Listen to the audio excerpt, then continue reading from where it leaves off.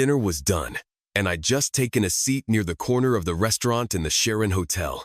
I was supposed to be here one more day before heading home, so I figured I'd unwind a little. The place was cozy, low lighting, that soft jazz playing in the background, the kind of place where you could almost forget you were traveling alone. People were lining up by the host stand, waiting to be seated, which made me a bit self-conscious for hogging a table. So when the waitress approached with a polite smile and asked, "Will you be staying long, sir?" I smiled back, gathered my things, and told her I was ready for the check. She nodded and thanked me, clearly relieved to free up the table for the waiting guests. "My laptop's dead," I added, almost as an afterthought. "Do you know if the hotel has a business area or computer station? I still need to get some work done online." She didn't hesitate, waved down one of the bellboys and, to my surprise, actually took me gently by the hand as she led me to the exit of the dining area. Clearly, the quicker she cleared that table, the happier she'd be. "Yes, sir. Just stop by reception. They'll give you a code and direct you to the business area," she said. "Hope you have a lovely evening." I swear, everyone in that hotel wanted me to have a nice evening. Not that I minded. Better than wishing me a miserable one. At the front desk, I was handed a Wi-Fi code and directed to a small open space off to the side with several desktop computers and little cubicle-style desks. It was a clean, quiet nook, separated by glass partitions, the kind of sterile setup hotels build so they can claim they have a business center. I headed back up to my room, grabbed my briefcase, and made my way down again. I figured I'd check email, review a few reports, boring stuff, but it needed doing. About half an hour in, I was deep in a spreadsheet when someone took the chair at the computer next to mine. She looked to be in her early 40s, maybe mid-definitely older than me by several years. Attractive, though, in a natural, elegant kind of way. The frustration was all over her face. A blend of irritation and something close to helplessness. Her fingers jabbed at the keyboard, clearly failing to log in. After a few failed attempts, she finally turned to me, nearly in tears. "Sir, it looks like you know what you're doing. Could you please help me log in?" Her voice had a softness to it, even through the tension. Her booth, as they called them, was a good 6 feet from mine. Pandemic protocol, I suppose. As if 6 feet of space could stop a virus that had already circled the planet. My grandfather, a two-tour Vietnam vet, would have scoffed and said something like, "I took 3 bullets and made it through malaria. A flu bug ain't gonna scare me." But I digress. I stood, moved my chair over, and approached her. She shifted a little to the right, as if out of instinct, giving me room. Just as I stopped beside her desk, she glanced up and asked, "Do you mind if I don't wear a mask?" I chuckled. "I don't mind at all. You probably noticed I'm not wearing one either, and I don't plan to." She gave a relieved smile. "Let's get started," I said. "What's your access code?" A minute later, I had her connected to the system. She thanked me politely, and I was about to step away when I paused, still curious. Gentleman instincts, I guess. "Can I ask, what are you looking for?" I offered to help her find a site if she needed one. That's when her face changed. A mix of embarrassment and hesitation flushed over her. She fidgeted, and her breathing shifted slightly shallow, nervous. I picked up on it immediately and took a step back. I told her it was no problem, apologized for invading her space, and said I'd leave her to it. But just as I was turning to go, she stopped me. "Please," she said, almost in a whisper. "Maybe you can help me. God, this is so awkward." I waited, gave her time. "I want to find one of those websites where you can find a guy. You know, for sex. Nothing serious. Just a one-night thing." I blinked. Not what I expected. She was the picture of a respectable woman wedding ring still on. Nice but modest clothes. Makeup lightly touched up. Hair styled just enough. She didn't look like someone trolling the internet for a hookup. She looked like someone's wife or someone's mother. She must have seen the surprise on my face. "I know," she said with a shaky laugh. "I don't look like the type." I leaned on the edge of her desk, still processing. "May I know your name?" I asked, trying to keep my tone light, non-judgmental. She studied me carefully. A long pause. Maybe 30 seconds. It felt like a full minute. Like she was reading me, measuring if I was safe, if she could trust me. Finally, she said, "Riley, you're not a stalker, right?" Then, almost instantly, she shook her head. What a stupid question. I should have asked that before I told you what I was looking for. I smiled. "Rex," I said, "imagine it R and R side by side at the hotel business computers. Who would have thought?" That made her laugh, and it broke the tension. I still had to ask, "Riley, can I ask why? I mean, are you just passing through, looking for an adventure? Or is this something more? Revenge, maybe?" She sighed, rolled her eyes. "No, not really," she said, shaking her head. "I'm here with my worthless husband. I want to find a site, Rex, because I need a second opinion." Now, I was intrigued. She didn't say it with bitterness. She said it like someone who was just done. Someone on the edge of a decision she'd spent far too long postponing. And I suddenly realized I wasn't looking at someone trying to cheat for fun. I was looking at someone who'd been cheated of love for a very, very long time. At first, I didn't know what she meant by second opinion. The way she said it caught me off guard. I must have looked confused because I was. I leaned in a little, trying to follow. "Second opinion?" I repeated, my eyebrows furrowing. "You've lost me there, Riley. Help me out." She turned her chair toward me and slowly crossed her legs. It was a subtle movement, almost elegant, effortless, but the sound of her stockings brushing together was oddly loud in the quiet room. I noticed it immediately. She noticed me noticing, and smiled. There was something undeniably feminine and composed about her in that moment. From what I could see, just below the knee she was put together, refined, sexy without even trying. And yet, her eyes were clouded with something raw, sadness, anger, a mix of both. She leaned in slightly and spoke so softly I had to tilt my head to hear her. "I feel kind of ridiculous even saying this," she said. "I'm probably too old to be talking like this anyway." "How old are you?" I asked gently. 46, she replied after a pause. "Turned 46 2 days ago." I blinked. "You're kidding," I said. "I thought you were in your late 30s, tops." That got a laugh out of her, soft, breathy, but real. "And you?" she asked, tilting her head, "since we're exchanging secrets now." 33. "Oh God," she grinned. "You look amazing. Like 20-something amazing." I smiled, not just from the compliment, but from the way she said it, like she hadn't said something like that in a long time. Then she sighed. "My husband," she said. "He's at a medical conference this whole week. I came with him, thinking maybe we'd do something. Celebrate my birthday, be together, just us. But nope. He hasn't made time for me at all, not 1 minute." I nodded, quietly waiting for her to go on. "You keep calling him worthless, Riley," I said. "There must have been something good in him at some point. Why'd you marry him?" She didn't answer right away, just stared down at her lap like she was reading a memory written across her knees. "When we got married, 19 years ago, I thought he was perfect, smart, charming, driven. He could talk his way through anything." He made me laugh. "But everything changed after I had our first kid, then another, and another." She looked back up at me, her eyes flashing. "After that, I was nothing but a baby factory to him. No time for me, no affection, no intimacy unless it meant getting me pregnant. He had mistresses, I found out, office affairs. Always some conference or late meeting, the usual lies, and I bought it, for years." I didn't know what to say. She wasn't ranting or crying.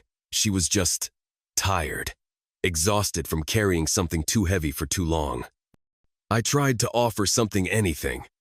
"I don't get it," I said. "You're an attractive woman. You don't have the signs most women carry after 3 kids. You still have shape, style. You've got presence. What's not to want?" She chuckled bitterly. Tell him that. To me, he was always looking elsewhere.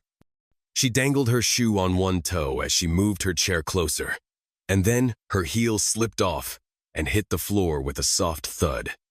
I bent down to pick it up, but before I could reach it, she lifted her foot and lightly pressed it to my wrist. It wasn't sexual. It was a signal, a subtle one, like saying, "Don't do that. Let me keep the floor this time." "Rex," she said, "I didn't come here looking for revenge sex. That's not how it started. This week, this trip was supposed to be the week I reminded him what he's ignoring." Her voice dropped lower, and she leaned toward me, eyes locking onto mine. "I bought lingerie, the good kind. Silk, lace, garter belts, panties you can see through, a bra set that barely counts as one. I walked out of that boutique feeling naughty, maybe even bold. But some women wear things like that every day, right?" I smiled, but it was tentative. "He saw you in it?" She nodded. Her face twisted into a tired smile, but her eyes, sure eyes, said it all. "He looked me up and down and said, 'I'm not touching you.' Just like that, cold, dismissive, like I was a stranger in his hotel room. That hit me hard. I couldn't believe what I was hearing. Who says that to their wife? On her birthday, no less? "What did you do?" I asked quietly.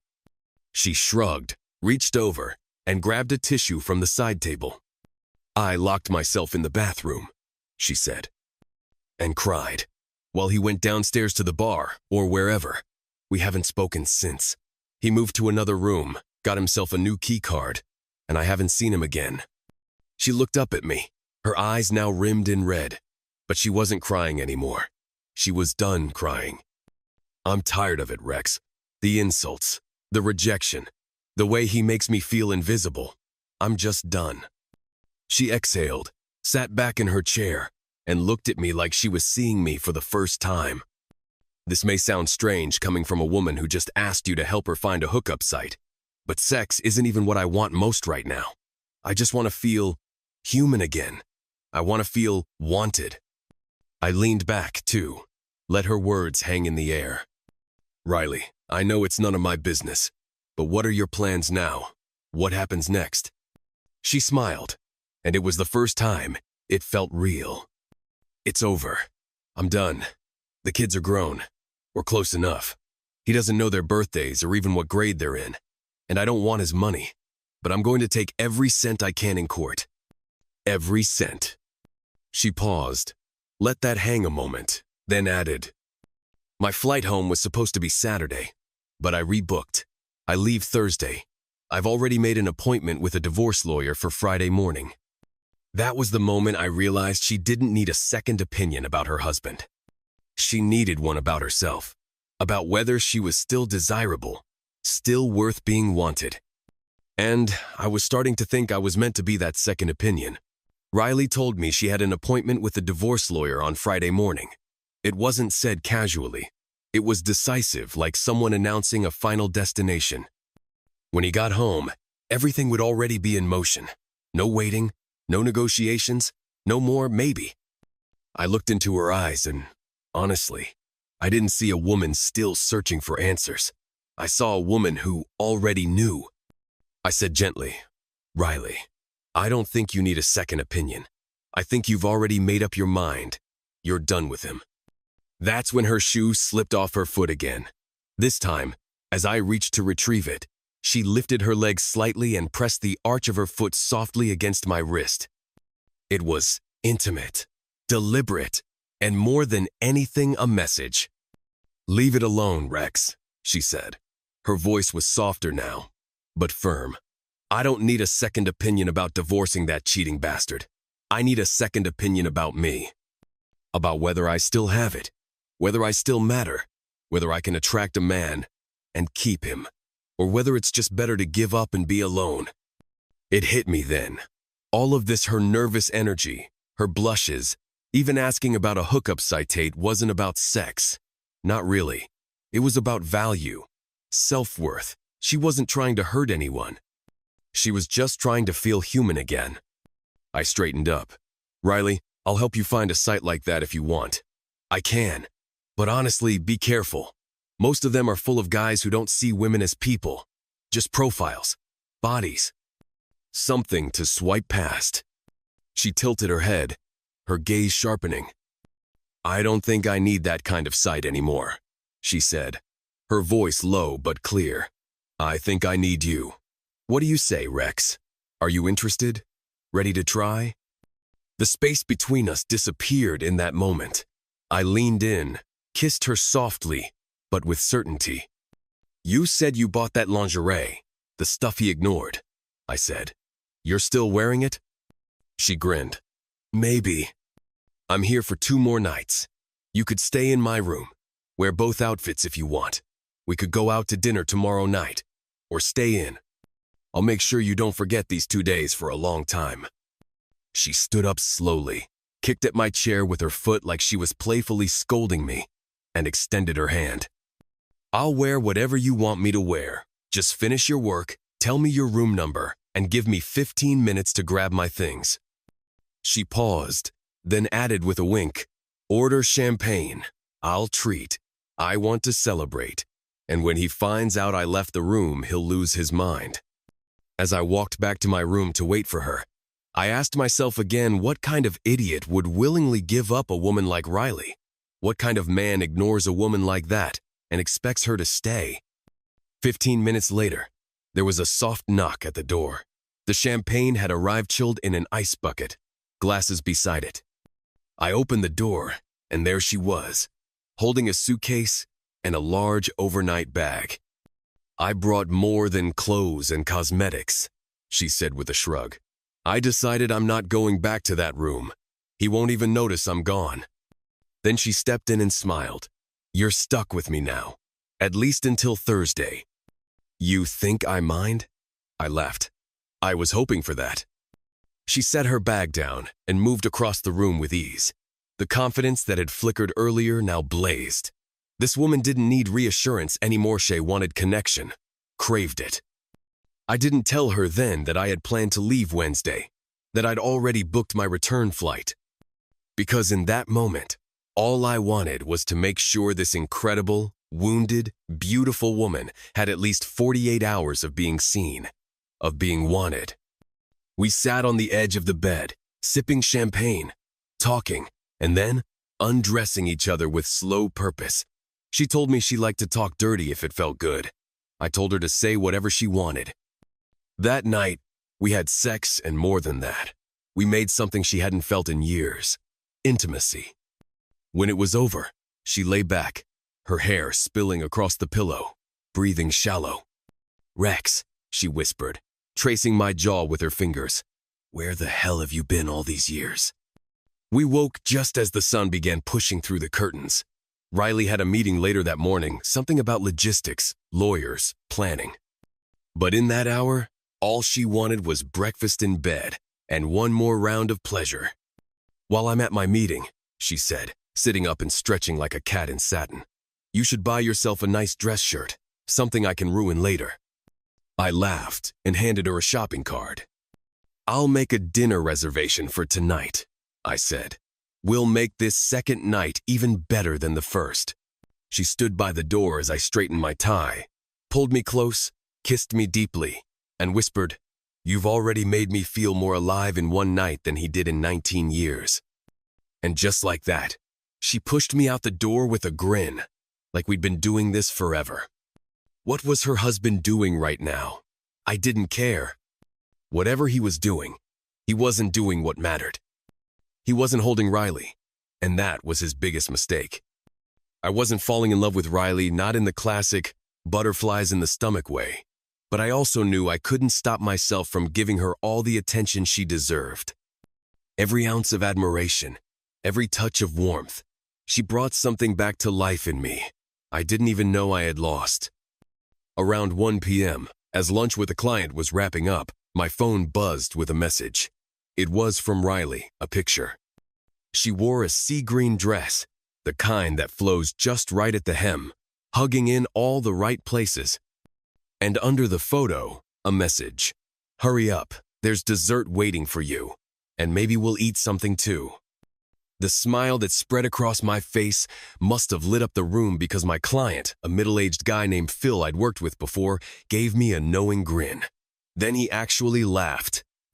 "You should go," he said, raising his glass. "Whoever just made you look like the sun just kissed your face. You better treat her well. Do something nice for her. That's not just a fling, I can tell." I shook my head with a chuckle. "No chance I'm letting this one slip by, Phil. She's special."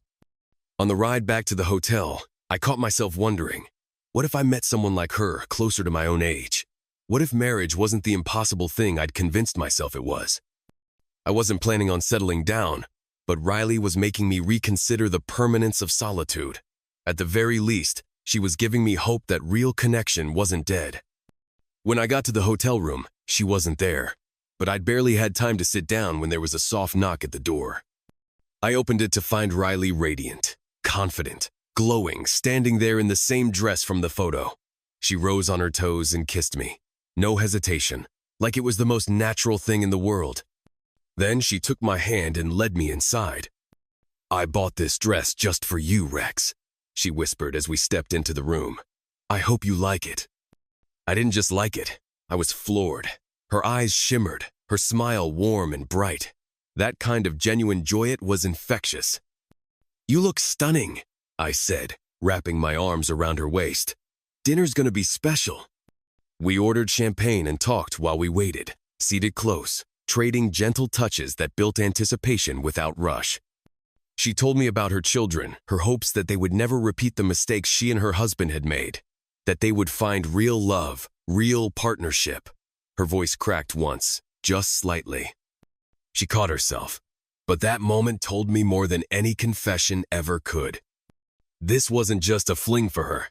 She was trying to reclaim herself, and I realized Riley wasn't broken. She was rebuilding brick by brick, breath by breath. When the champagne was gone, we went down to the restaurant. I'd booked a quiet corner, shielded from prying eyes, where it could feel like just the two of us in the world. We laughed, we drank, we flirted shamelessly, and as soon as we got back to the room, she kissed me, pulled me close, and whispered that she didn't want to waste another second. We made love, and when we collapsed into the sheets, her head on my chest, her heartbeat racing against mine, she smiled like a woman who had just been given back a part of herself. "Thank you, Rex," she whispered. "You made my life brighter." We fell asleep that way, wrapped in each other's arms, breathing in sync. Hours later, at 1:15 a.m., I stirred. And there she was again, Riley, in a red slip and matching panties, nothing else. She was propped against the headboard, legs tucked to one side, one finger curled to beckon me. The candlelight, her idea, danced over her skin. I kicked off my shoes, dropped my jacket, and joined her without a word. She kissed me slowly, then asked how my morning had gone, whether my client had been as much of a jerk as her ex. "No," I whispered, brushing her hair from her face.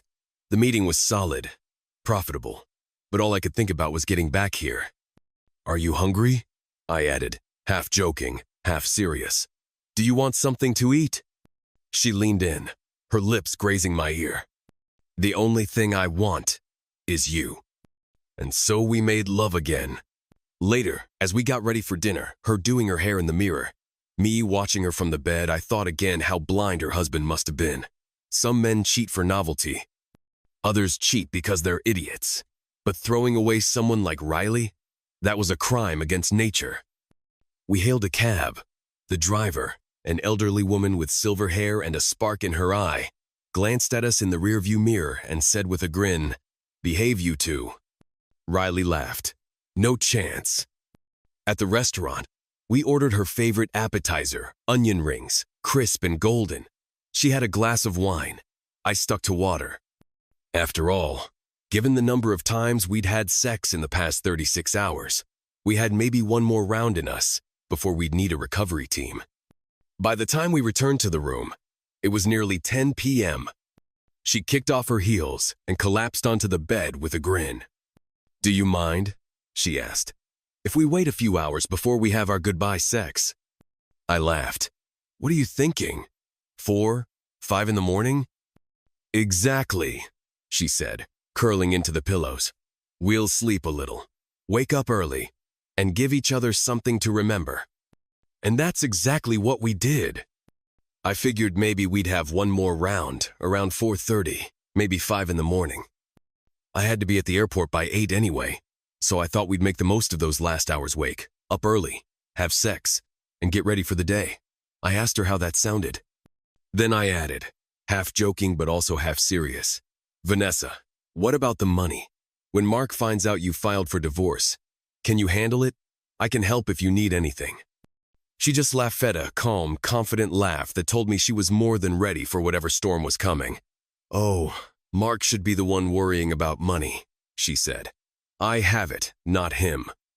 She leaned back on the bed and stretched her legs, letting the silk of her robe slip a little down her thigh.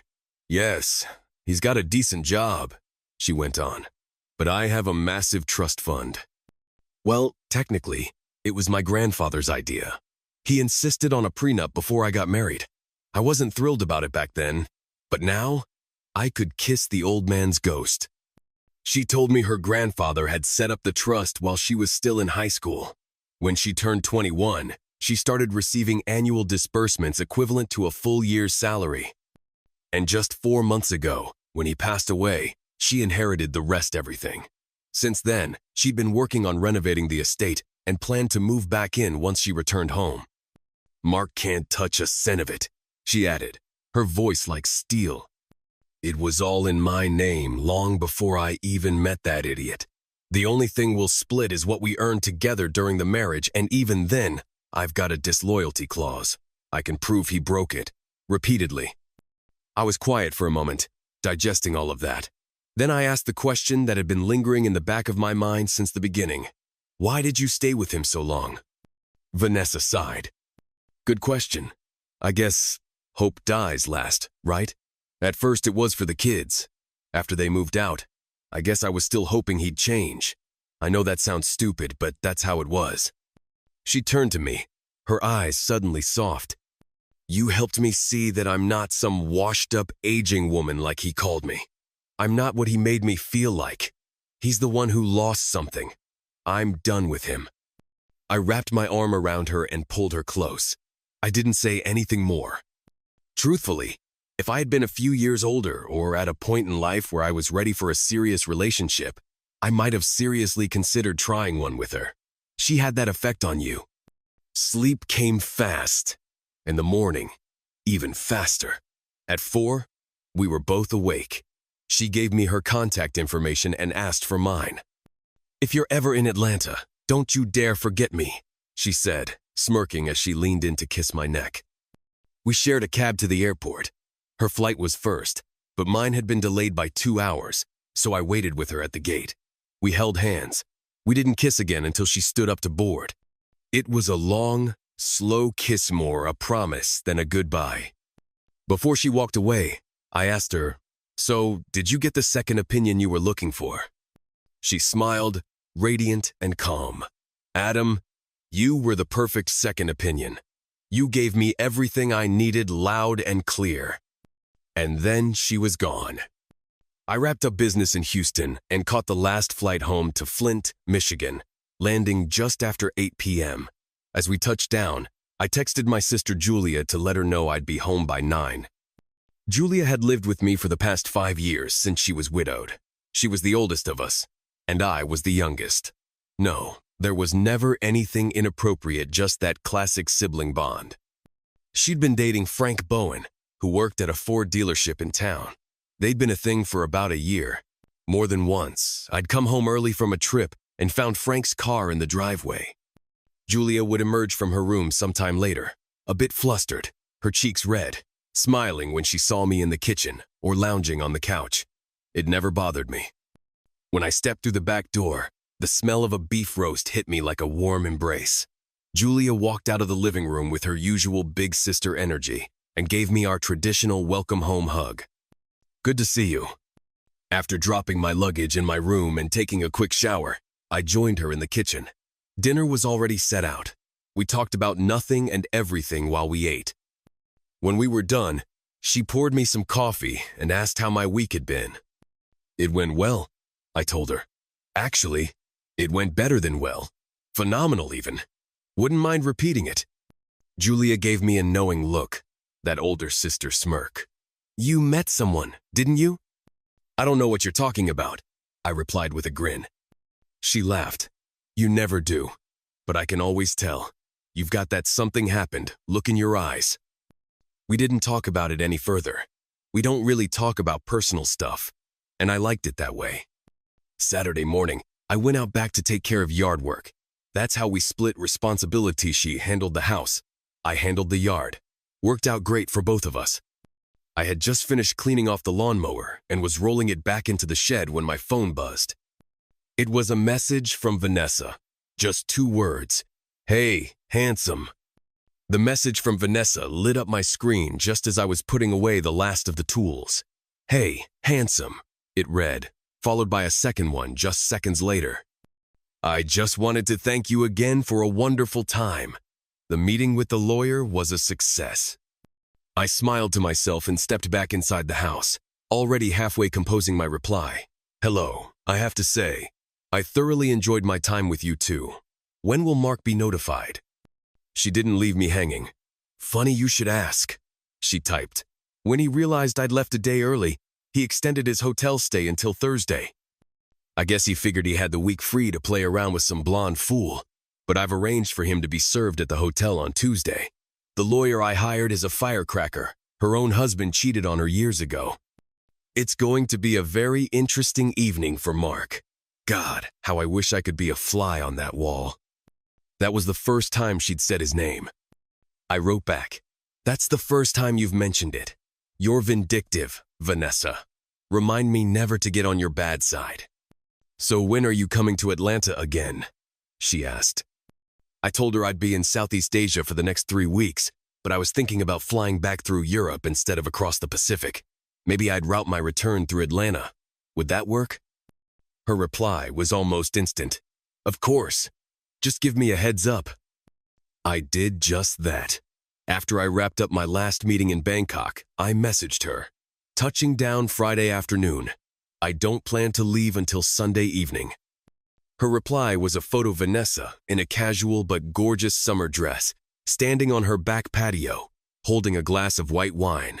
The caption, looking forward to seeing you. Her house was exactly what I imagine elegant, full of life, every detail immaculate. The lawn looked like something out of a landscaping magazine. The shrubs trimmed with care, flower beds in full bloom. Everything about it screamed both tradition and care. It breathed a kind of quiet wealth you don't need to flaunt. She opened the door the moment I rang the bell, wrapped her arms around my neck, and gave me a long, warm kiss. I stepped back and swept my hand toward the yard. This place is incredible. She smiled proudly. It was my grandfather's. He was strict about keeping things in order. When he left it to me, he made me promise to take care of it. He left enough money to make sure I wouldn't struggle to do that. I followed her inside. Come on, I'll show you to my room so you can freshen up. Gretchen's almost done with dinner. Gretchen. I remembered her mentioning the woman in one of our previous conversations. Apparently, she'd worked for the family for over 30 years. Vanessa turned to me and grinned. You're sleeping with me all weekend, by the way. Gretchen's heading out to visit her eldest daughter. Oh, and I bought some lingerie. Sexy lingerie. The house was quiet, calm, full of understated beauty. As I showered, I found myself thinking again, what kind of man throws all this away? She wasn't some manipulative woman with a hidden side. She was funny, generous, smart, thoughtful. You could feel the care in every corner of this home. You could feel her. When I stepped back into the bedroom, she was already sitting on the bed, legs crossed, arms open. I dropped my bag and sat down beside her. She wasted no time, leaned in, kissed me hard, her hands already slipping beneath my shirt. I really want to undress you, she whispered. But Gretchen made this dinner especially for you. I told her about you. She's excited to meet the man who made me smile again. I smiled. I'm honored. And no, she added, we don't share her, in case you were wondering. I laughed. Wasn't even on my mind. She nudged me gently. Lie here for a while. I'll go check on things. Gretchen was a sweetheart, probably in her 60s, with a calm kindness that radiated from her eyes. She and I clicked instantly. By the time she was ready to leave for the weekend, I felt like I'd known her for years. Vanessa told her not to worry about the dishes, we could handle them, and wished her a peaceful visit with her daughter. We were loading the dishwasher when her phone rang. Vanessa looked down, saw the caller ID, and immediately declined the call. Her expression didn't change, but I could tell it was him. "How are you doing with the old man?" I asked as we continued stacking plates. "Mark, right? Does he know you're moving on? Is me being here going to make things harder for you?" She turned to me, a small smile curving her lips. She reached out and stroked my cheek. "No, sweetheart, you're not complicating anything. Quite the opposite. You give me confidence, strength." She took a deep breath. "He's been awful, to no one's surprise. Called me the same old insults, fat, used, pathetic. Said I was making a fool of myself spending 2 days with a stranger like you. Said I'd be begging him to come back." I narrowed my eyes. "He really said that?" She nodded. He genuinely thought he could ride in on his white horse and get his hands on my inheritance once it landed. If he'd been a better man, a better husband, a decent father, it all could have been his too. But he threw it away. She paused, her eyes fixed on the darkening window. "Now, he gets nothing." "Have you seen him since you got back?" I asked. She looked down, a bitter laugh slipping out. "Oh, sometimes." She told me she keeps her distance, makes him communicate only through her lawyer. That alone, she said, drives Mark absolutely insane. Every Saturday night, he has dinner at the club, as if pretending nothing's changed. So she planned our night out accordingly. "I want that bitter little man to see you," she told me with a sparkle in her eye. "You're going to make him squirm, and I won't hide it. I intend to be very affectionate tonight, but only with you, of course. Unless you mind?" I grinned. "Not at all. Should I prepare for a bit of a show?" She smiled, leaned in, and whispered, "Only if you're ready to dance." Saturday moved at an easy, quiet pace. We kissed now and then, held each other a lot, but she insisted we wait until after the club to get physical again. She said it would make the night feel even more meaningful. So we napped together for a while, took our time with a shower, and started getting dressed. I'd brought a proper suit, charcoal gray, tie, pressed shirt, polished shoes. It wasn't black tie, but it was the kind of sharp, understated look that would match her without overshadowing her. Vanessa wore a pleated gray skirt that hit just above mid-thigh. Her blouse was a soft, light red silk that shimmered gently in the light. When she stepped into the hallway to meet me, I had to take a breath. She looked stunning, confident, free. The club was upscale, the kind of place where the lighting is soft. The live band plays jazz standards and pop covers with finesse, and every cocktail is $18. We finished dinner, ordered drinks, and moved to a table near the dance floor. That's when her ex walked in. Mark Price. Of course, he was with that same tacky blonde from the conference. She looked just as artificial as I expected, bleach blonde hair, heels too high for comfort, and a dress a decade too young for her. I leaned in toward Vanessa and whispered, "Would you look at that? True love in the wild." She snorted quietly, eyes never leaving him. "God, I hope he sees me."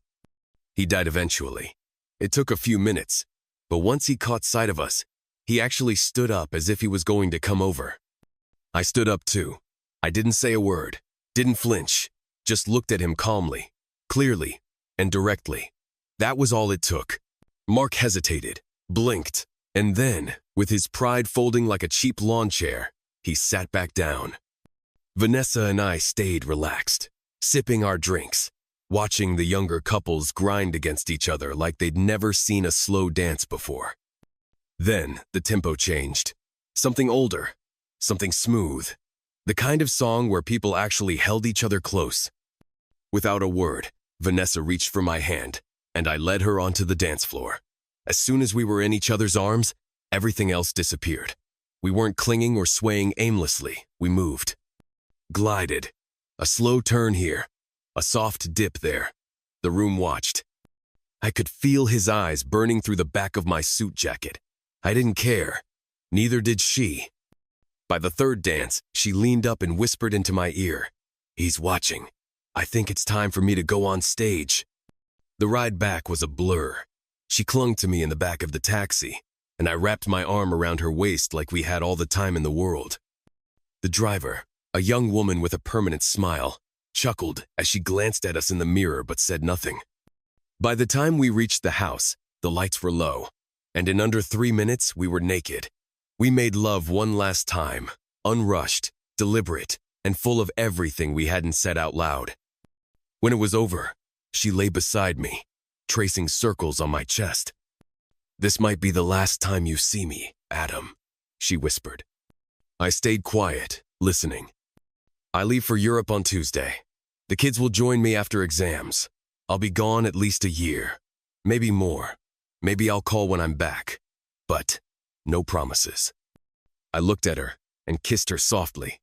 "Thank you for everything, for showing me that I still had something real to give." She held me tight. "Thank you for reminding me I was still desirable, that I wasn't some washed-up, tired housewife like he said I was. Maybe in Switzerland, I'll find a guy like you." We said nothing more. Morning came fast. At the security checkpoint, we shared one last kiss. I waved. And that minx playful to the last lifted her skirt just high enough to flash her panties and winked before turning away. The guy standing next to me nearly choked on his breath. "Man," he muttered, "I wish my wife would do that." I laughed, then walked away. I never saw her again. About 4 months later, she called once. Said she didn't know when she'd be back. If she ever was, she'd let me know. I went back to my life, kept working, kept looking. And every time I thought of her, it made me smile. Vanessa Price set the bar high. I don't know if I'll ever find someone like her again, but I know what it feels like now. I know what it's supposed to be. So I wait. Julia and I, we still share the house. She might marry Frank someday, and if she does, I'll find a place of my own. Until then, I live with the memory of a woman who reminded me who I was and who I still could be.